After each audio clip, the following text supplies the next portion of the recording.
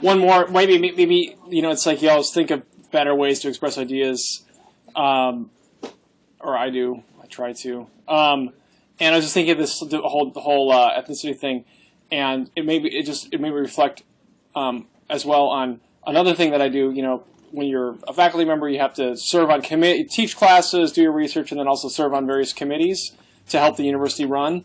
And for the last 5 years, I was on the curriculum committee, when the curriculum committee for the College of Arts and Sciences approves program changes, new courses, modifications of courses, and so forth. So the stuff that appears in the catalog, basically.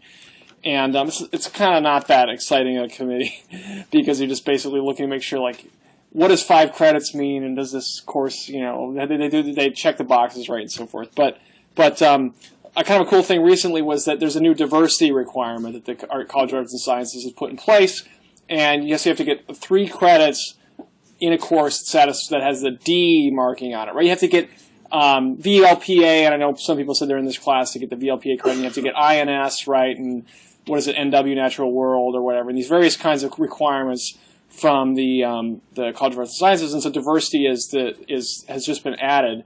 And the question was, like, that the committee had to talk about in deciding how we're going to know what courses qualify, right? So they have this language that they pass, but then the question is, like, well, what is diversity? Like, what is a course that is actually about diversity? And so the deans were there, and we were talking all about this. It's quite interesting, and it's actually very similar to what the conversation we were just having. Like, what is, why does ethnicity matter? And I thought the thing that was that ended up being like the key kind of distinction, and was a really helpful thing to think about in thinking of those diversity courses, is it's not just diversity, but discussion or analysis of differences of power and diversity, right? That's why diversity matters, or as a category, because people have different options in society based on oftentimes ethnic identity, right? And so courses that try to understand that in one way or another, and not only ethnic identity, it can be gendered identity, it can be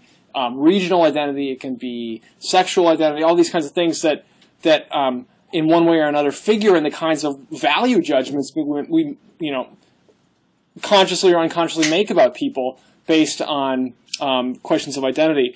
And so I just thought that's a neat way to think of it, or a helpful way maybe to think about ethnicity too, that it goes to these kinds of value of judgments about identity that end up impacting people's sort of social possibilities and life possibilities. And you can see probably that this is a kind of an interesting issue for Scandinavia, right, where one of the things, right, was on the test. What is the welfare state value?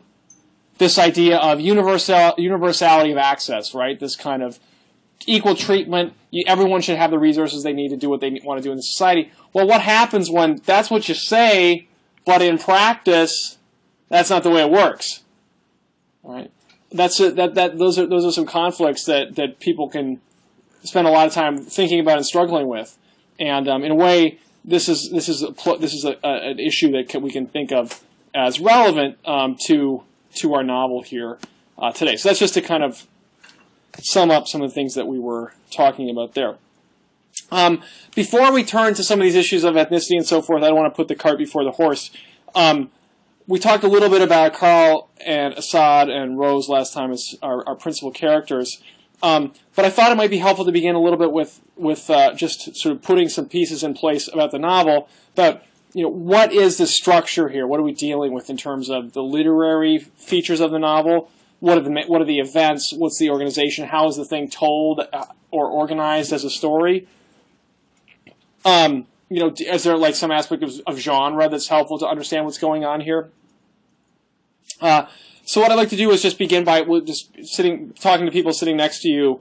What are the main events, or what are the important events?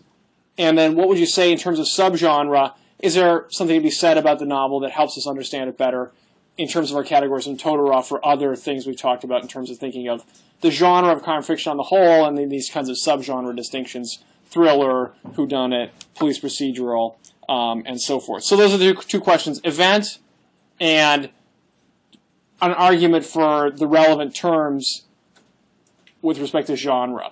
Let's take a couple minutes to talk about those two things, and then we can talk about that as a class, and then we'll turn to some of these issues that we were talking about. Well, I'll tell you where I want to turn is look a little bit at our perpetrator here, who we have access to his thoughts right through the narration, and ask a little bit about how he's constructed, and then relate that to these discussions of ethnicity that we're having, and we can look at Assad there as well. So that's where we're going, but for starters, let's talk about principal events and arguments about classification in terms of genre or subgenre.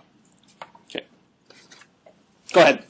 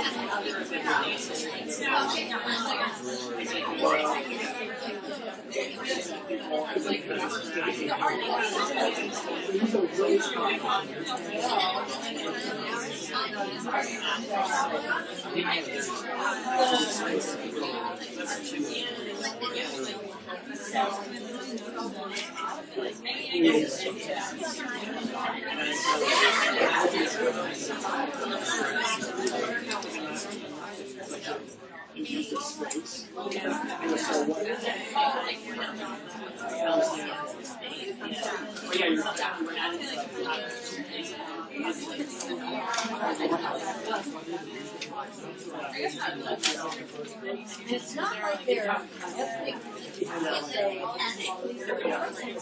Or they're going to be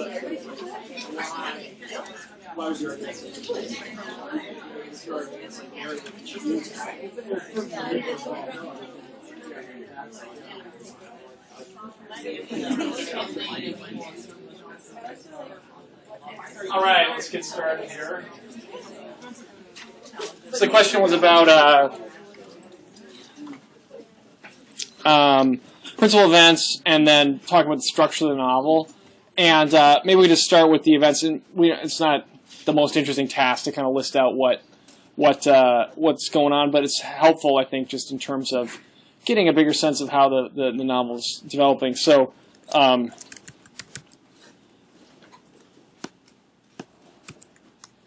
Especially too, where this is one that is makes a big point of. I was just talking to Ben about this kind of multi-perspectival thing, right? It's moving around narratively, where we have an omniscient narration, right? The narrator knows everything, is moving around and slotting in with different characters as the novel develops. And then the events are kind of like in between those shifts, right? Where they're talking over. We see different events going on at different times, as well as, ultimately a novel like that, what has to happen? It's like the Dukes of Hazzard, right? They all have to come together at some point and crash, right? So what are the main events so far in this first half of the book? Hannah? Okay, so this is like the organizing thing of the whole thing, right? Bottle found Scotland, right, from DK. So there's this bottle found that is, the message is in Danish, and Carl's department or unit gets this message in a bottle that it needs to decipher because there's some suspicion that there's a crime that's been commissioned to which the note in the bottle relates. So it's a very far-fetched kind of premise, right? The message in the bottle. It's like a cliche. Or it's like a cliche. It is a cliche.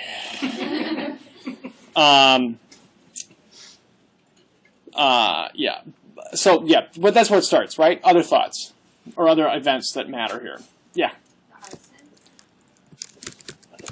So then we also have this secondary kind of story, arson, attacks, and deaths that are going on as well.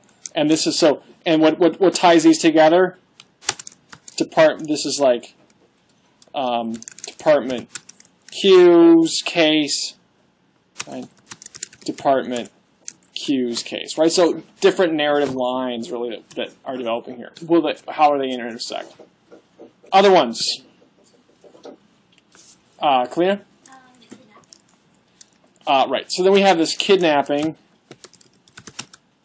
plot, we'll say. And there, how are we learning about this one?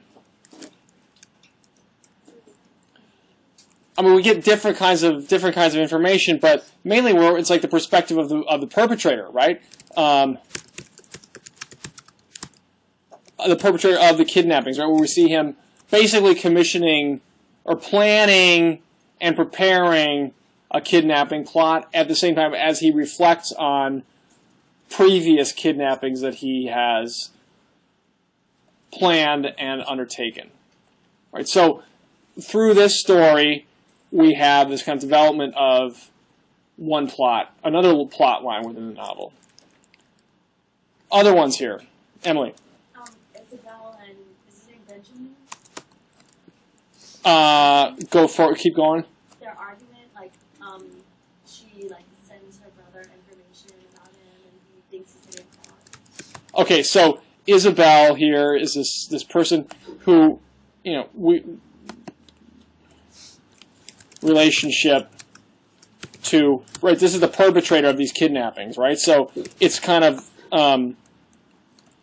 a part, you could argue it's a part of the kidnap, I'll put it like this, a part of the kidnapping plot, right? Where there's this sort of bigger kidnapping plot, and then this is one event within the developing kidnapping plot. So we know there's been these kidnappings, and then there's this, because of the thoughts of the perpetrator, and then we have Isabel involved in, sort of deceived into being involved in this one right here. Okay, other ones here. Tao.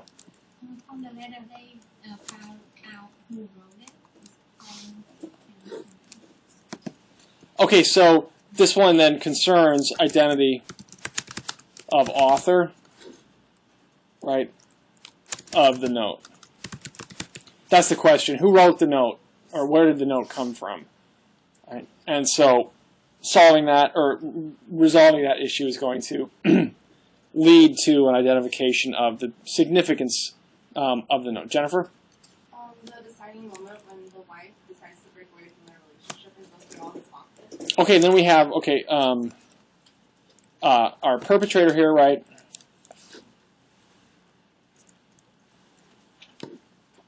I'll just put a bullet in there to keep that straight.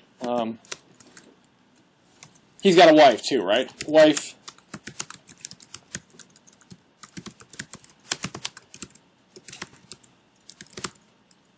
And what's her question? Who is he? Right? She's married to him for 3 years, and then she's like, I no longer know the person I sleep next to at night. What's going on here? It's right. This sort of the thing people say before they get divorced, right? I've been going to bed next to this person for 5 years or 10 years or whatever, 25 years, and I don't even know who they are anymore. Right? She has this kind of like sensation, and that leads her to try to do an investigation within the house of his things and find out who she is. Yeah. Okay.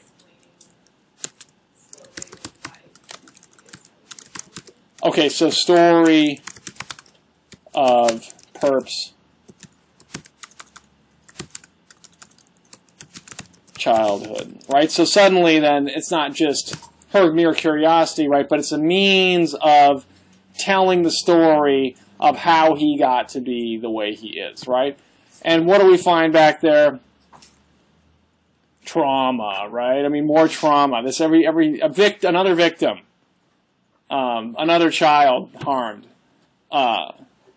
Yes, as I've taught this course, I've just come to the view that I got to write an article about it or something like that, because every damn novel is about some kid that was harmed, and then as a result, if anyone, and that's actually why I asked that question. I want to steal your ideas. No, I don't want to steal your ideas, but I'm very curious about that. Why is it? Actually after this round of papers, I started to think people had very good arguments and thoughts about it.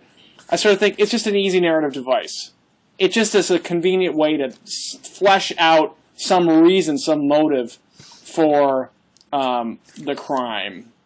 Here, well, we can ask, what is going? I mean, that's one of the things I wanted to talk about today. What is going on back there? What are the details? Right? It becomes, we can turn to that shortly, but it's worth thinking about here. Other things in events in the story. Yeah, Ben. Going back to the bottle story, they find out who the person that sent the two kids that sent the bottle were, and they found out Paul's the one that died and his brother's the one that lived. Okay, so we find out who writes.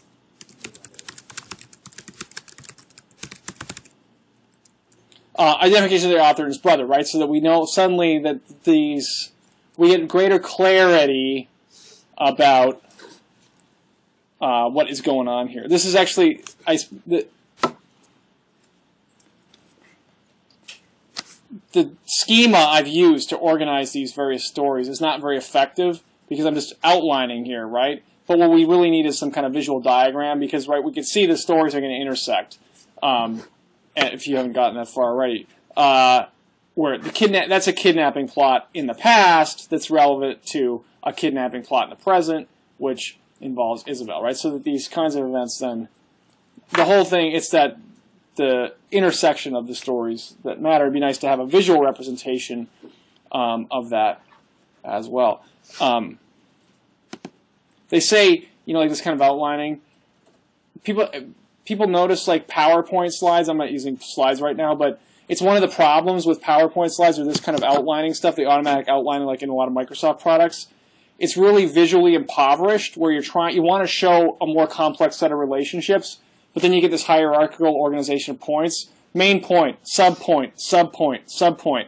What's the relationship between the points? You can't really show it very effectively, but you're locked into main point, subpoint, subpoint, right? So this is, if you want to go make a lot of money, you can figure out some logical way to do that. Gabrielle? There's actually a program online called Prezi. Okay. It's really interesting because it's kind of you organize things in bubbles and you can zoom in a billion times. Each time you zoom in, it can oh, maybe I'll have to. Open, a new YouTube. Maybe I'll have to look into that. The other one is Keynote's not bad for that, but you're still stuck in this kind of slide mode. But yeah, I'll check it out. Sorry for the digression. Other thoughts here about event? Yeah, Cindy. The current kidnapping, we kind of get to know the family and the kids through the church. Story of the targets, right? Acquainted through their church. Right, so that clearly our perpetrator he's targeting people. I mean, he says so, right? That he's targeting these people in these minority religious communities, and so then here he is acquainting himself with these people, and we get to know them right through their religious activities, which is both a means of explaining who they are and why they're targets, but also elaborating further why our perpetrator is targeting them, right? This is kind of part of, I guess you could put it here in our organization here.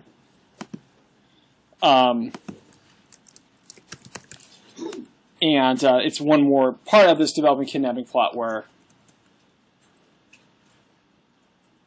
let's see, do we have, and then so I'll put right down here then.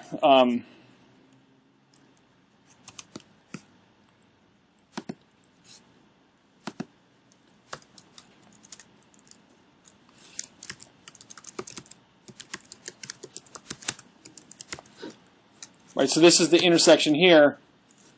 It's going to be the perpetrator's past. So there's a reason why he's doing this, right? And when we begin to learn that in this section, then that was the point about another traumatized child. Other things people want to add?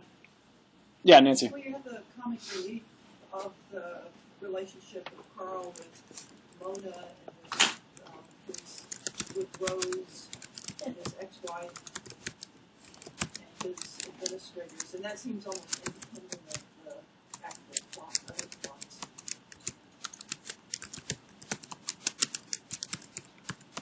It seems like it's probably not a you should already know about. Yeah, I mean, this is a series, right? And I think this is the third novel in the series. So these are characters that it stands on its own, but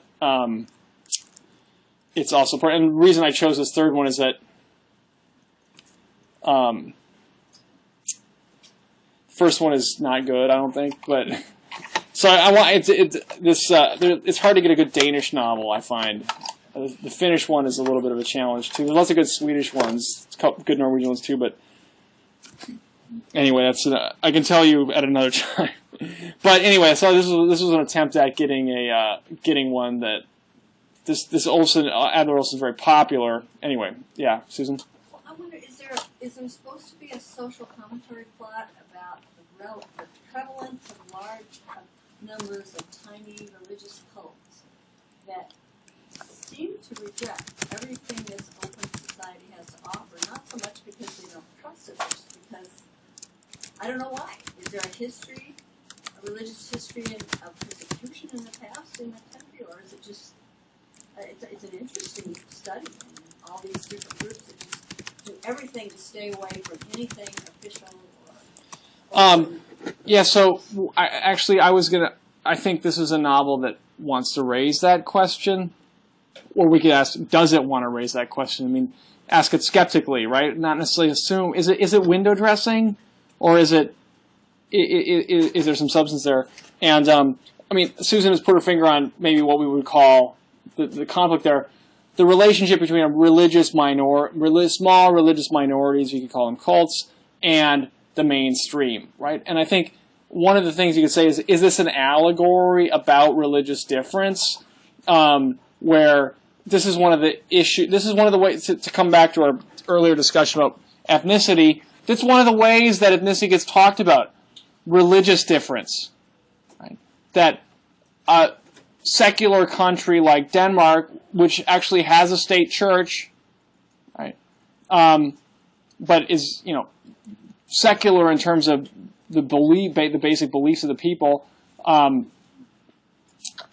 What's its relationship to religious minorities that are driven by profound faith, right, or very very strong convictions? Like, whether it's a question of this is sort of these small Christian minorities or a larger, say, Muslim minority in the country. These are some of the issues that are sort of burning in the public discussion in Denmark, Sweden, and the other Nordic countries. And of course, this novel, in a way, is wanting to raise this question of the relationship between mainstream kind of secular society and these religious minorities for whom a particular orientation is not to be taken lightly. And can think about what it has to say. I'm not sure. I mean, I have some ideas, but I don't have like an answer to give you. But if that's something we could, as Susan has suggested, we could take up here as we go along. Clearly, like our perpetrator has been wounded by his religious past, right? I think we have a pretty good, actually a very good start here on looking at the events. Any thoughts about subgenre before we turn to the next questions, or how you would categorize a novel? People came up with.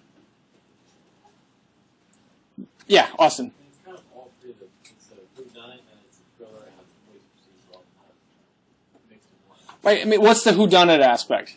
Trying to figure out the whole bottle. The bottle plot, right? That's a whodunit. That's a whodunit trick, right? The little mystery, the riddle that they have all the evidence they need. It's like the puzzle. It's the puzzle mystery. That's another synonym for the classical detective story or the whodunit. The puzzle mystery, right? Where you try to figure it all out. And then what will happen when you solve the puzzle? The crime story will become clear. And that's really what happens is as they piece the note together, they make progress in reconstructing the story of the crime. Right? So that's the whodunit aspect. You said there was other aspects here as well. What are the or other elements of subgenre? Arsons and even just how much police interaction there is. Right. Very strong police procedural plot line. The main story here, right? Carl is a police officer. Assad is working in a police or as an assistant police officer. They work in a bureaucratic union. Or in a bureaucratic setting. There's all the politics of the police department. They're investigating this arson and so forth. They're kind of marginal officers because of this bureaucratic warehousing that Carl has been sort of punished with. But it's the police force, right? In that way, it's right in that heart of the police procedural. And then you also said it was a thriller aspects. The active killer, right? There's a very strong thriller aspect as well. And you'll see that the second half of the novel is like all thriller, where the development of the plot is the intersection of the investigation and the thriller, or rather the perpetrator's unfolding and threatening actions, right? So super strong. This is like, I guess Girl with the Dragon Tattoo also has pretty strong. There's that. Remember, all of a sudden, someone pointed out, I think it was Shuen, that the cat gets killed, and all of a sudden, boom! It's like the novel changes. Same thing here, where the novel, all of a sudden, the thriller elements come right into the foreground, right? And it takes on speed. And again, this is like, in that way, it's kind of like the Girl with the Dragon Tattoo, where there's almost like the stereotype of the slow-starting Scandinavian crime fiction. Message in a bottle from 30 years, 20 years ago, 15 years ago, whatever it is. It takes forever, it gets going, and then it starts, right? And the rubber kind of like gets traction on the road, and bam, it's like all thriller. So three pieces of evidence that Austin has pointed to that support different readings of subgenre in the novels. Anyone want to add anything else here? This is kind of, Todorov calls this the novel of suspense, right? Where there's both the mystery of the past and the elements of thriller in the present. But I mean, I think of that in his article that we read, that novel of suspense is kind of the most weakly developed category that he has. It's not that helpful in a way. Other things, though, that people noted? Let's use the last 20 minutes here to turn to our perpetrator. And here's what I wanted to do for this one. Okay. Try a little bit different method here. Let's see. Let me just make this a little more visible. So this one from page 151. And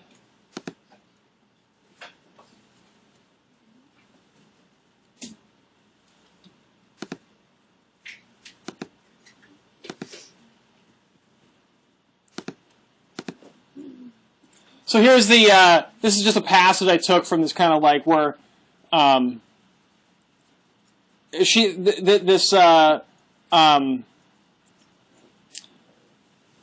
what's the wife's name again? I'm forgetting her name. Mia, right. She is opening these boxes, right, of his stuff that's hidden away in his closet. Right? Kind of overloaded metaphor, right? The archive, the kind of the secret past, all hidden in boxes, right? Kind of dust covered and so forth. So this is her reading the boxes. What I wanted to ask is who is this perpetrator and how is he constructed? Like how does the novel tell us how does the novel tell us who he is by way of these examples? And I'll just read this aloud and you can take a look at it. And then let's talk about it in small groups and then try to fill in a little bit of build up an argument about who this character is. So to talk about the boxes here, the rest were windowed onto what seemed to be a quite singular period. Cuttings, brochures, political pamphlets. Each box revealed new fragments of her husband's life.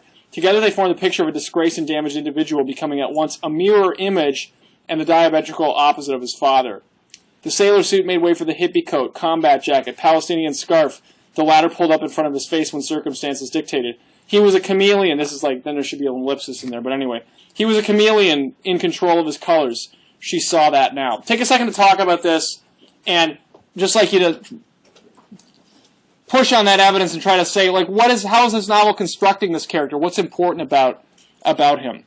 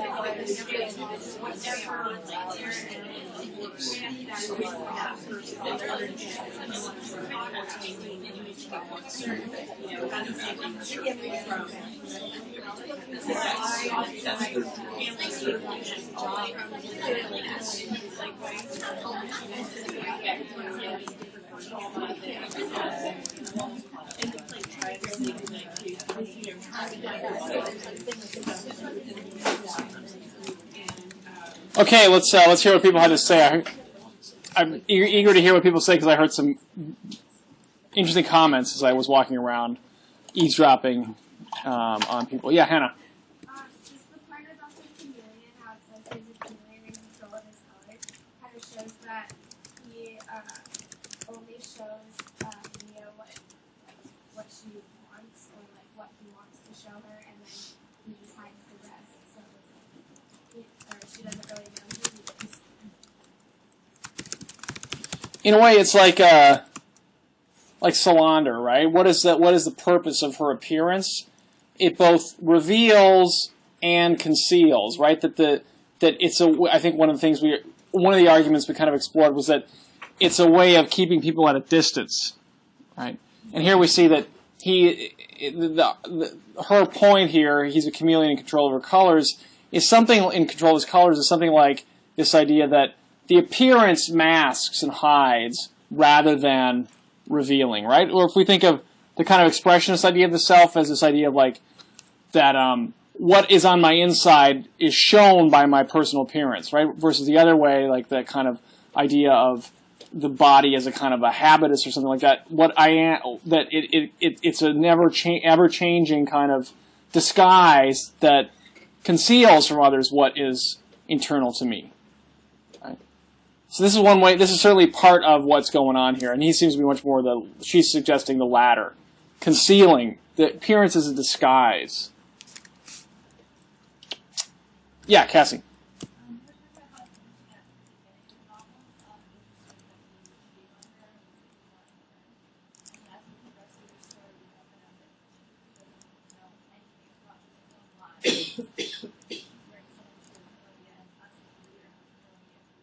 Right. So the cheater, right? It's like, okay, it's just like a same old, right? Some kind of extramarital affair or whatever. The cheater becomes revealed as empty, right? Or made of, what do you say, made up of lies or something like that. Where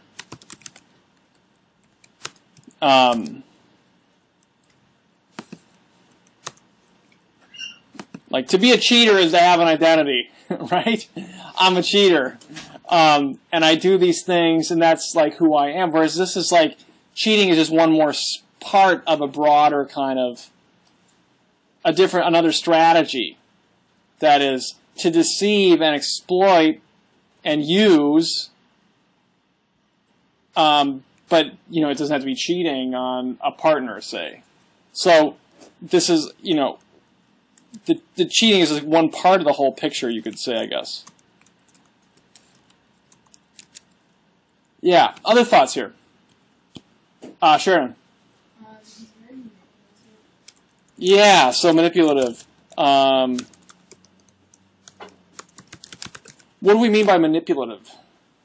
Or what do people mean by that term? You want to give us an example or a definition? How he's kind of like forced her to believe that he's So in one way it's like controlling or seeking to control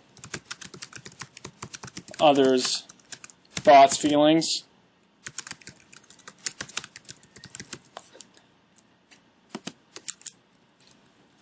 Sort of interesting to think about like what manipulation is. In you know, what do we do? I mean, everyone's been probably charged with you're so manipulative or whatever. You know, or you say that about someone else. What do we mean when we're saying that? And part of it, right, is to try to use emotional techniques to control or shape others' response to you, right? So, you know, just trying to get someone to take out the trash or whatever, and then you know, you say like, "Oh, I know the trash was still there," you know, whatever it is that where you instead of saying, "Would you please take out the trash?" you use you circumvent the direct request as a means of using a feeling of guilt to try to get them to do what you want them to do, right? And then of course, the trash is trivial.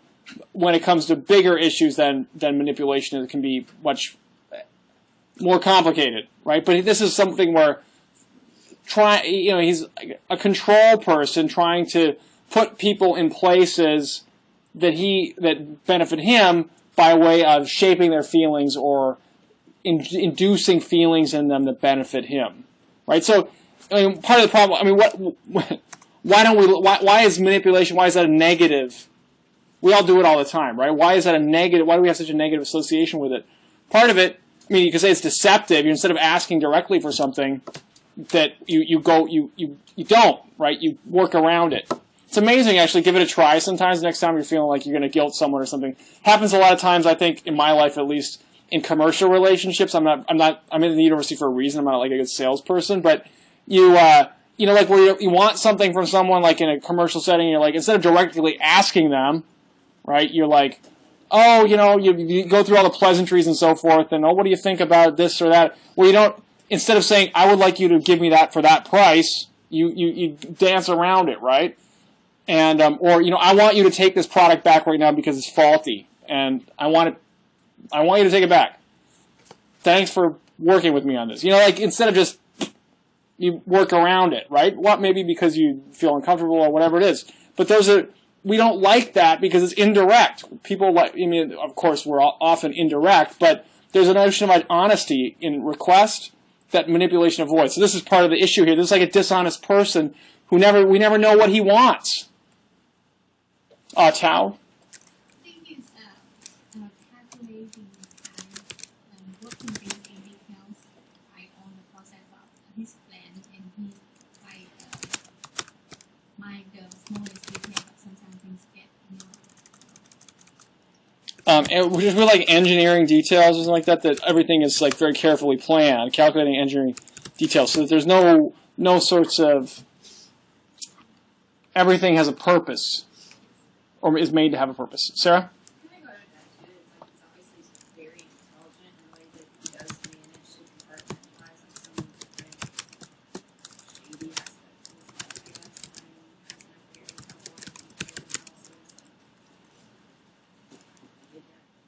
Yeah, I mean, Whereas like total sociopathy, kind of all in one in every aspect of his personality, right? That, I mean, what I think the sociopath is someone who has no concern for others' feelings, right? And this is a person who treats others as objects, right? It's like a chessboard for him.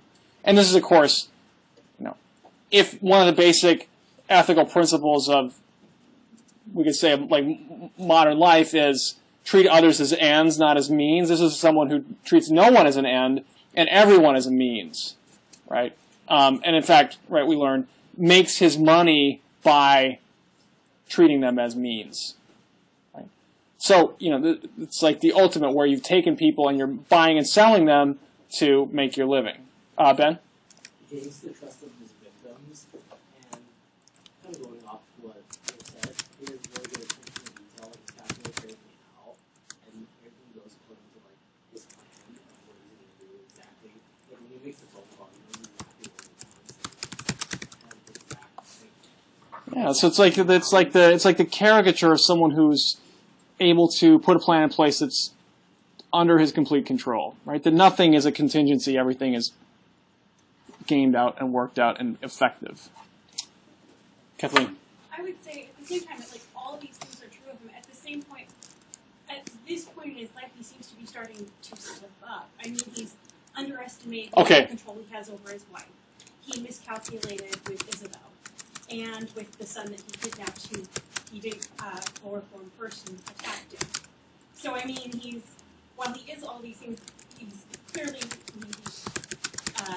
doing this too at the same sort of time. Yeah. He's making mistakes that are... Right. So this is the tension in the novel. Here's someone introduced as like the perfect criminal in a sense, who's gradually losing control and encountering circumstances beyond his control or caused by his own mistakes. And so this is in some ways the plot that we're dealing with for our perpetrator plot, right? That he's cracking up. It's not going the way it's supposed to. Yeah. Other things people wanted to add? Yeah, Jennifer. I agree with the fact that he seems to be very meticulous.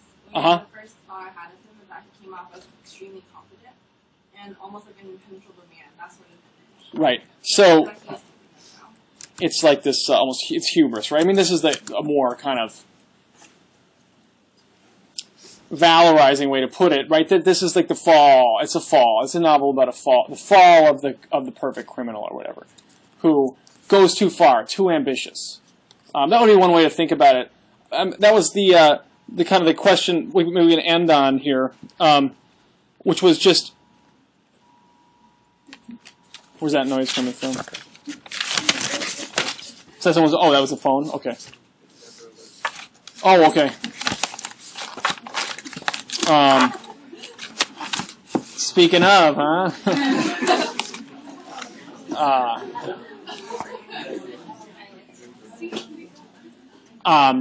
Yeah. Well, let's on that note, I'm not going to get you back now. Everyone's just having a good time. So we'll stop right there, and then we can pick up on kind of this character on Tuesday.